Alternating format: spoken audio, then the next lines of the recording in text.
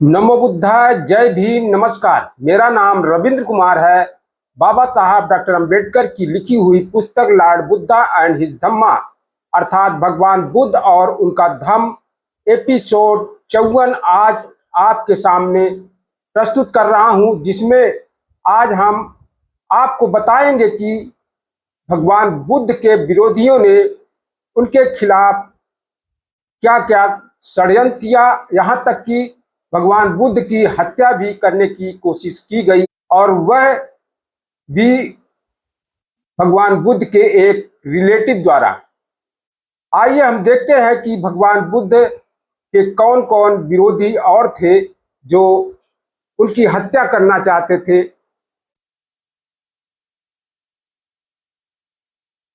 देवदत्त भगवान बुद्ध का चचेरा भाई था, लेकिन आरंभ से ही उनसे ईर्ष्या थी। वह अंतिम दर्जे का घृणा करता था। जब बुद्ध घर छोड़कर चले गए तो देवदत्त ने यशोधरा से प्रेम बढ़ाने का प्रयास किया। एक बार जब यशोधरा के सोने का समय हो गया था, वह किसी से रोका नहीं गया और भिक्षु रूप में वह यशोधरा के शयनागार में पहुंच गया। यशोधरा ने पूछा, श्रमण, तू क्या चाहता है? क्या तू मेरे लिए मेरे स्वामी के पास से कोई संदेश लेकर आया है? देवदत्त कहता है, तुम्हारा पति, उसे तुम्हारी क्या खाक चिंता है? वह तुम्हें निर्दयता पूर्वक तुम्हारे सुख निवास में छोड़कर चला गया है। यशोधरा ने उत्तर दिया, लेकिन ऐसा उन्होंने बहुतों के कल्याण के लिए किया है। फिर देवदत्त कहता है कि जो भी हो, अब समय है उससे इस क्रूर निर्दयता का बदला लो। फिर यशोधरा कहती है, श्रमण, जबान बंद कर, तेरे विचार और वाणी से दुर्गंध आती है। देवदत्त ने कहा, हे यशोधरा, क्या तूने मुझे पहचाना नहीं? मैं तेरा प्रेमी देवदत्त हूं। तब यशोधरा कहती है कि हे देवदत्त, मैं तुझे झूठा और दुष्ट समझती थी। मैंने कभी यह नहीं सोचा था कि तू कोई अच्छा श्रमण बन सकेगा, लेकिन मुझे पता नहीं था कि तू इतना कमीना भी है। फिर देवदत्त चिल्लाया, हे यशोधरा, हे यशोधरा, मैं तुमसे प्रेम करता हूं। तेरे पति के मन में तो मेरे लिए घृणा छोड़कर और कुछ नहीं है। वह तुम्हारे प्रति निर्दयी रहा है। मुझसे प्रेम कर और उससे बदला ले। यशोधरा का खिंचा हुआ पीला चेहरा लाल हो उठा। उसकी आंखों में आंसू बहने लगे। हे देवदत्त, क्रूर तुम हो। यदि तुम्हारे प्रेम में कुछ सच्चाई भी होती तो यह मेरा अपमान होता। तुम्हारा यह कहना कि तुम मुझसे प्रेम करते हो तो महज तुम्हारा निशाबाद है। और वह जोर से चिल्लाई, हे देवदत्त, निकल यहां से। देवदत्त चला गया। देवदत्त भगवान बुद्ध से बड़ा अप्रसन्न था, क्योंकि उन्होंने संघ में उसे प्रधान पद न देकर सारिपुत्र को प्रधान बना दिया था। लेकिन देवदत्त ने 3 बार तथागत के प्राणों का अंत करने का प्रयास किया, लेकिन सफल नहीं हुआ। एक बार भगवान बुद्ध ग्रीवकूट पर्वत की छाया में ऊपर नीचे चहलकदमी कर रहे थे। देवदत्त ऊपर चढ़ा और जाकर एक बड़ा भारी पत्थर नीचे लुढ़का दिया ताकि तथागत का प्राण अंत हो जाए। लेकिन वह पत्थर जाकर दूसरी चट्टान पर गिरा और वहीं गड़ गया। उसकी एक छोटी सी पच्चर आकर तथागत के पांव में लगी, जिससे रक्त बहने लगा। उसने भगवान बुद्ध की जान लेने का दूसरी प्रयास भी किया। इस बार वह देवदत्त राजकुमार अजातशत्रु के पास गया और बोला, मुझे 2 आदमी दो। और अजातशत्रु ने अपने आदमियों को आज्ञा दी कि देवदत्त का कहना करे। तब देवदत्त ने एक आदमी को आज्ञा दी, हे मित्र, जाओ, श्रमण गौतम अमुक जगह है, जाकर उसे जान से मार आओ। आदमी जाकर वापस लौट आया और बोला, मैं तथागत का प्राण लेने में असमर्थ हूं। उसने तथागत के प्राण अंत का एक तीसरा प्रयास भी किया। उस समय राजगृह में नालागिरी नाम का एक बड़ा भयानक नर हत्यारा हाथी था। देवदत्त राजगृह पहुंचा और वहां हाथियों के अस्तबल में उसने हथवानों और हाथियों की देखभाल करने वालों को कहा, हे मित्रों, मैं राजा का संबंधी हूं। मैं जिस आदमी को चाहूं उसका पद बढ़वा सकता हूं और जिस आदमी को चाहूं उसकी वेतन वृद्धि या राशन वृद्धि करा सकता हूं। इसलिए हे मित्रों, जब श्रमण गौतम इस सड़क से गुजरे तो नालागिरी को छोड़ दो।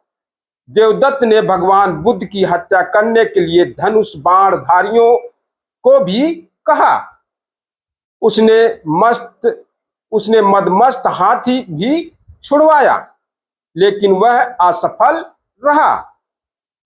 जब लोगों को उसके इस दुष्ट प्रयासों की जानकारी हो गई तो जनता ने उसका सारा लाभ यश बंद कर दिया और राजा अजातशत्रु ने भी उससे मिलना जुलना बंद कर दिया। अब जीवित रहने के लिए उसे घर घर भीख मांगनी पड़ती थी। अजातशत्रु से देवदत्त को बहुत कुछ प्राप्त होता था, लेकिन यह लाभ सत्कार बंद हो गया और नालागिरी की घटना के बाद देवदत्त का रहा सहा प्रभाव भी समाप्त हो गया। अपनी कारतूतों से अप्रिय बन जाने के कारण देवदत्त मगध छोड़कर कौशल जनपद चला गया। वहां उसे राजा प्रसन्नजीत से आशा थी, लेकिन राजा प्रसन्नजीत ने भी उसे घृणा की दृष्टि से देखा और वहां से भगा दिया। फिर ब्राह्मण लोगों ने भी भगवान बुद्ध का विरोध किया था, जिसमें एक थून नाम के गांव था। वहां के ब्राह्मणों ने भगवान बुद्ध का विरोध किया था, उन्हें भिक्षा देने के लिए मना सभी लोगों से किया था। एक बार जब भगवान बुद्ध बहुत से भिक्षुओं के साथ कौशल जनपद में चारिका कर रहे थे, वे थून नाम के एक ब्राह्मण गांव में पहुंचे। थून के ब्राह्मण गृहपतियों ने समाचार सुना, श्रमण गौतम हमारे गांव के खेत तक आ पहुंचा है। वे ब्राह्मण गृहपति अश्रद्धालु थे, मिथ्या दृष्टि के थे और स्वभाव से लोभी थे। उन्होंने सोचा, यदि श्रमण गौतम गांव में आ गया और 2-3 दिन यहाँ ठहर गया तो सभी लोग उसके उपासक हो जाएंगे। तब ब्राह्मण धर्म के लिए कोई सहारा नहीं रहेगा। हमें उसका गांव में आना ही रोक देना चाहिए। गांव तक पहुंचने के लिए एक नदी पार करनी पड़ती थी। तथागत का गांव में आना रोकने के लिए ब्राह्मणों ने नदी पार करने के सभी पत्तनों से नौकाएं हटा ली और जो पुल आदि थे उन्हें निकम्मा बना दिया, यानी तोड़ फोड़ कर दी। उन्होंने एक कुएं के अतिरिक्त से सभी कुओं को घास फूस से भर दिया और पानी के प्याऊ तथा विश्राम गृहों आदि को छिपा दिया। भगवान बुद्ध ने उनकी कारतूतों की कहानी सुनी, तब भी उन पर दया कर अपने भिक्षुओं सहित उन्होंने नदी पार की। चलते चलते वे थून नामक ब्राह्मण गांव में जा पहुंचे। सड़क छोड़ के एक वृक्ष के नीचे जा बैठे। उस समय पानी लिए बहुत सी स्त्रियां भगवान बुद्ध के पास से गुजर रही थीं। उस गांव में एक निश्चय हो चुका था, यदि श्रमण गौतम इस गांव में आ जाए तो उसका कुछ भी स्वागत सत्कार नहीं होना चाहिए। यदि वह किसी घर पर पहुंचे तो ना उसे और ना उसके भिक्षुओं को ही किसी प्रकार का अन्न जल दिया जाए। एक ब्राह्मण की दासी पानी का घड़ा लिए जा रही थी। उसने तथागत और भिक्षुओं को देखा तथा जाना कि वे थके और प्यासे हैं। श्रद्धा प्रसन्न होने के कारण उसने उन्हें पानी देना चाहा।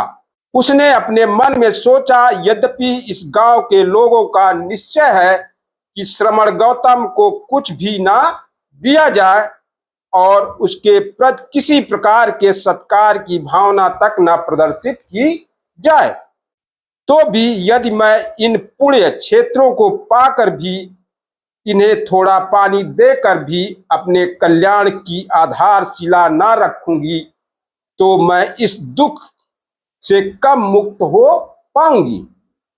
हे मालिको, चाहे जो हो, चाहे इस गांव के रहने वाले सभी लोग मिलकर मुझे बांधकर मार डाले, तब भी मैं ऐसे पुण्य क्षेत्र में पानी सींचूंगी ही।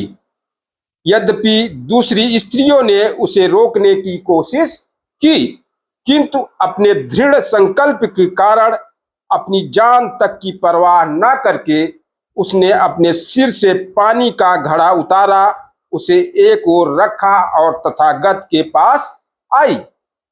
उसने उन्हें पानी दिया। तथागत ने पांव धोए और पानी पिया। उसके ब्राह्मण मालिक ने सुना कि उसने तथागत को पानी दिया है, इसने गांव का नियम भंग किया है और लोग मुझे दोष दे रहे हैं, और सोच कर वह गुस्से के मारे दांत पीसता हुआ आया और उसे जमीन पर गिराकर लात घूंसों से पीटने लगा। उस ब्राह्मण की मार से वह मर गई।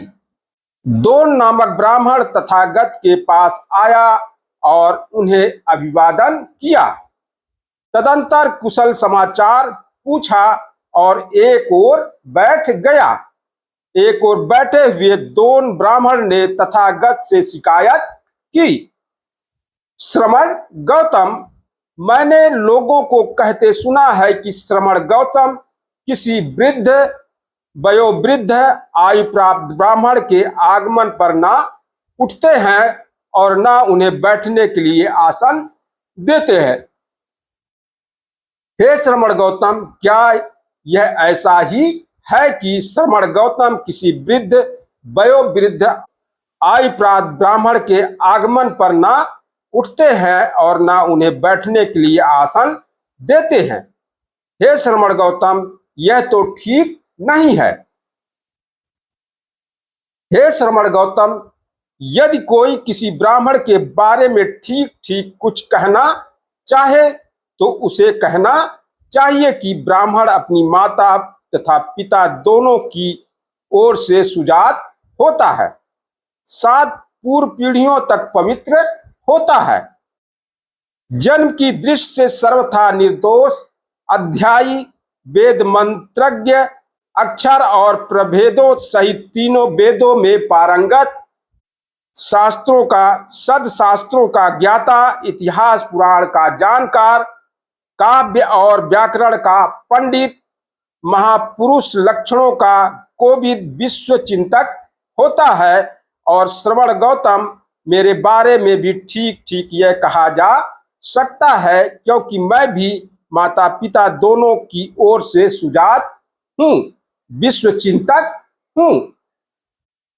तब भगवान बुद्ध दोन से कहते हैं, हे दोन, जो पुराने मंत्र निर्माता, मंत्र रचयिता, मंत्रधर ब्राह्मण हैं, जिन्हें अपने मंत्रों का अक्षर से शब्द से ज्ञान है, जैसे अट्टक, बामक, यमदेव, विश्वामित्र, यमदग्नि, अठरीस। भारद्वाज का कहना है कि ब्राह्मण 5 तरह के होते हैं: ब्रह्म सदृश ब्राह्मण, देव सदृश ब्राह्मण, बंधन युक्त ब्राह्मण, बंधन भज्जक ब्राह्मण और अत्यंज ब्राह्मण। अब तुम इन 5 प्रकार के ब्राह्मणों में से किस प्रकार के ब्राह्मण हो? हे श्रमण गौतम, मुझे ब्राह्मणों के 5 प्रकारों की जानकारी नहीं है, किंतु तब भी मैं मानता हूं कि हम ब्राह्मण हैं। आप हमें धर्म का उपदेश दें ताकि हमें 5 प्रकार के ब्राह्मणों की जानकारी हो। हे ब्राह्मण, तो ध्यान देकर सुनो, मैं कहता हूं। तब दोन ने कहा, बहुत अच्छा। दोन ने कहा। तब तथागत बोले, हे दोन, अब एक ब्राह्मण ब्रह्मा दृश्य कैसे होता है? हे दोन, एक ब्राह्मण को लो जो माता पिता दोनों की ओर से सुजात हो, 7 पूर्व पीढ़ियों तक पवित्र हो, जन्म की दृष्टि सर्वथा निर्दोष, यह 48 वर्ष तक ब्रह्मचर्य वास करता है, वह अधर्मानुसार नहीं बल्कि धर्मानुसार आचार की दक्षिणा चुकाने में रत रहता है। और हे दोन, धर्मानुसार क्या मतलब है? यह न कृषि से, न व्यापार से, न ग्वालेपन से, न धनुर्धारी से, न राज कर्मचारी बन और न किसी दूसरे पेशे से ही अपनी जीविका कमाता है। वह जीविका के लिए भिक्षाटन ही करता है, भिक्षा पात्र का आदर करता है, वह अपनी गुरु दक्षिणा चुकाता है, सिर दाढ़ी मुड़वाता है, कसाय वस्त्र धारण करता है और गृह त्याग कर अनागरिक हो जाता है। इस प्रकार घर से बेघर हो, वह एक दिशा को, दूसरी दिशा को, तीसरी दिशा को, चौथी दिशा को, ऊपर नीचे सभी दिशाओं को मैत्री भावना से मुक्त होकर विहार करता है। दूर तक जाने वाली प्रशस्त असीम घृणा या द्वेष से सर्वथा शून्य है। वह करुणा युक्त हो विहार करता है, मुदिता युक्त हो विहार करता है, उपेक्षा मुक्त हो विहार करता है, दूर तक जाने वाली प्रशस्त असीम घृणा व द्वेष से सर्वथा शून्य है। इस प्रकार इस चारों ब्रह्मा विहारों में विहार कर मृत्यु होने पर, शरीर के न रहने पर वह ब्रह्मलोकगामी होता है। हे दोन, इस प्रकार एक ब्राह्मण ब्रह्मा सदृश होता है। हे दोन, एक ब्राह्मण देव सदृश कैसे होता है? हे दोन, अब एक ब्राह्मण को लो जो पहले ब्राह्मण की तरह माता पिता दोनों की ओर से सुजात है, वह न कृषि से न व्यापार से अपनी जीविका कमाता है, वह जीविका के लिए भिक्षाटन करता है, वह अपनी गुरु दक्षिणा चुकाता है और अधर्मानुसार नहीं बल्कि धर्मानुसार पत्नी ग्रहण करता है। इस विषय में धर्मानुसार का मतलब क्या है? वह किसी ऐसी ब्राह्मणी को ग्रहण नहीं करता जो खरीदी बेची गई हो, बल्कि ऐसी ही जिसके हाथ पे जल डाला गया हो। वह एक ब्राह्मणी के ही पास जाता है, किसी अत्यंज, किसी बहेलिए, किसी बंसफोड़, किसी रथकार अथवा किसी आदिवासी की लड़की के पास नहीं जाता। वह बच्चे वाली स्त्री के पास नहीं जाता, वह दूध पिलाने वाली स्त्री के पास नहीं जाता, और ना उसके पास जो ऋतुनी न हो। हे दोन, वह बच्चे वाली के पास क्यों नहीं जाता? यदि वह जाए तो निश्चय से बालक या बालिका का जन्म अपरिशुद्ध होगा। और वह दूध पिलाने वाली के पास क्यों नहीं जाता? यदि वह जाए तो निश्चय से बालक या बालिका का दूध पान अपरिशुद्ध हो जाएगा। और जो ऋतुनी नहीं है उसके पास भी वह क्यों नहीं जाता? हे दोन, यदि एक ब्राह्मण जो ऋतुनी नहीं है उसके पास नहीं जाता तो वह कभी भी उसके लिए कमाग्नि की तृप्ति का साधन नहीं बनती। वह उसके लिए केवल संतान की जननी ही बनी रहती है। और जब विवाहित जीवन से उसे संतान की प्राप्ति हो जाती है वह सिर दाढ़ी मुड़वाता है और गृह त्याग अनागरिक हो जाता है।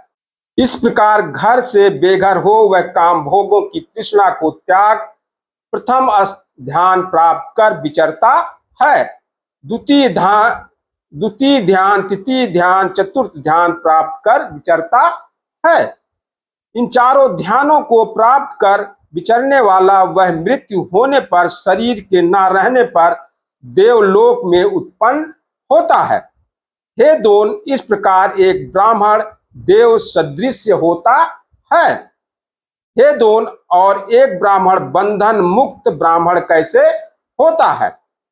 हे दोन, एक ब्राह्मण को लो जो समान माता पिता को और वैसे ही विवाह करता है।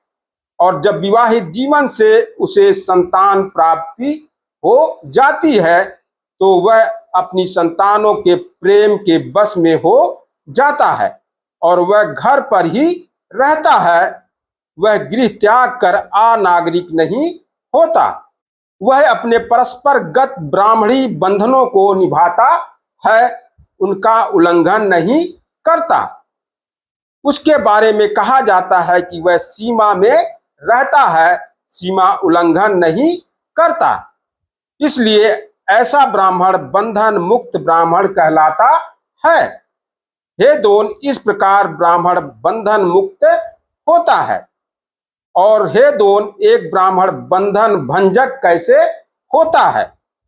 हे दोन, एक ब्राह्मण को लो जो समान माता पिता का सुजात हो, वह आचार्य की दक्षिणा चुकाता है और एक स्त्री ग्रहण करता है और धर्मानुसार या अधर्मानुसार एक खरीदी गई और बेची गई ब्राह्मणी अथवा जो जलाभिषिक्त हुई है वह एक ब्राह्मणी के पास भी जाता है या किसी क्षत्रिय कुमारी के पास या किसी नीच जात या दासी स्त्री के पास, किसी अत्यंज कुमारी के पास, किसी बसफोड़ की लड़की के पास, किसी रथकार या किसी आदिवासी लड़की के पास, वह बच्चे वाली स्त्री के पास जाता है, वह दूध पिलाने वाली के पास जाता है और वह ऋतुनी के पास भी जाता है तथा जो ऋतुनी नहीं है उसके पास भी जाता है।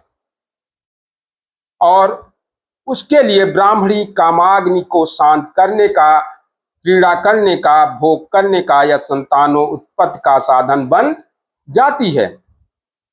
और वह पुरानी ब्राह्मणी परंपरा के बंधन में नहीं रहता, वह उस सीमा को लांघ जाता है। उसके बारे में कहा जाता है कि वह सीमा में नहीं रहता, वह सीमा उल्लंघन करता है, इसलिए वह बंधन भंजक कहलाता है।